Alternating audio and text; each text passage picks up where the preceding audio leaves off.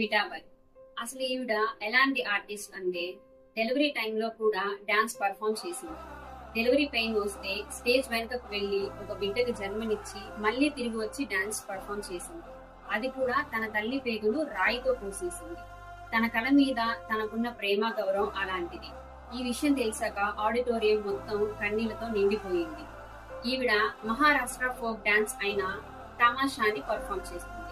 ఈవిడని తమాషా ఎంప్రెసెస్ అని కూడా పిలుస్తారు. ఈవిడ తన బాల్యం నుంచే ఈ డాన్స్ ఫామ్ పై ఆకర్షితురాలు అయ్యింది. ఎవరి దగ్గర శిక్షణ తీసుకోకుండా తను సొంతంగా నేర్చుకుంది.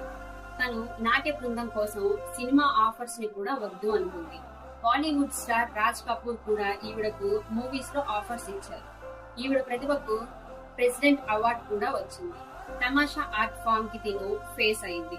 అలాంటి ఈవిడ చివరి రోజుల్లో ఆర్థిక ఇబ్బందులు ఎదుర్కొంది. చివరికి తను పక్షవాతం వచ్చి మరణించింది. ఇలాంటి గొప్ప ఆర్టిస్ట్ అలాగా చనిపోవడం దురదృష్టకరం. తన యొక్క కథను సినిమా కూడా తీస్తున్నాం. రిలీజ్ అవ్వగానే చూడండి. మన పిల్లలకు కూడా ఇలాంటి ఇన్స్పైరింగ్ పర్సన్స్ గురించి తెలియచేయండి.